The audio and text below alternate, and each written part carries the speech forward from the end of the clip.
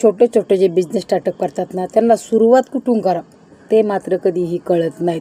सुरुवात कधी करायची आणि कशी करायची हे न समजल्यामुळे 2 ते 6 महिन्यापासून त्यांना लॉस होतो.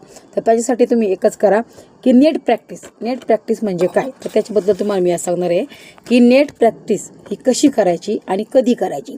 समजा तुम्ही सुरुवात केली तुमच्या बिझनेसला, छोटासा पण सुरुवात केली, त्याच्यात लगेच मॅन्युफॅक्चरिंगच्या नादी लागायचं नाही. मेन म्हणजे प्रोडक्शनच्या नादी लागायचं नाही.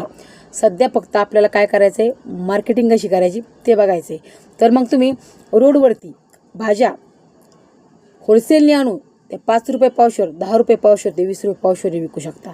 आणि तसेच सिजनेबल व्यवसाय करायची. तुम्हाला जर बिझनेस स्टार्टअप करायचा असेल ना, तर सिजनेबल व्यवसाय स्टार्टअप करा. कारण की का, जेवढं तुम्ही सिजनेबल व्यवसाय स्टार्टअप करताना त्याच्यातून तुम्हाला एवढं शिकायला भेटतं ना. 2 ते 3 वर्ष फक्त सिजनेबल प्रॅक्टिसच करायची आपल्याला.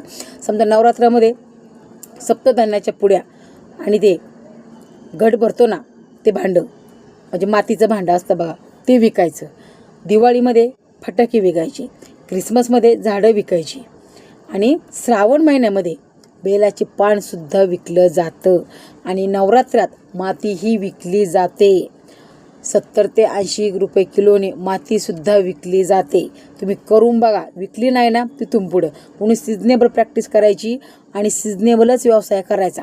त्याच्यातूनच तुम्हाला कळणार आहे की आपण कोणता व्यवसाय स्टार्टअप करायचा, मार्केटिंग कशी करायची. बरं, आता आपण रोडवर विकणारे म्हटल्यावरती आपल्याला हसणारे तर भरपूर आहेत. तर कुणी काय म्हणणार, ही काय भाजीच विकती, ही काय घटाचं साहित्यच विकती, आता तर काय बाबा दिवाळीचे फटाकेच विकायला लागले. असं कुणाचाही मनावर घ्यायचं नाही. कारण की हे छोटे छोटे आपण सिजनेबल जे व्यवसाय करतो ना, त्याच्यामधून एवढं काही शिकण्यासारखं असतं ना मार्केटिंगमध्ये, जे आपण मोठा बिझनेस स्टार्टअप केल्यानंतर आपल्याला कधीही शिकायला भेटत नाही. म्हणून नेट प्रॅक्टिस करायची आणि बिझनेसमध्ये सक्सेसफुल व्हायचं.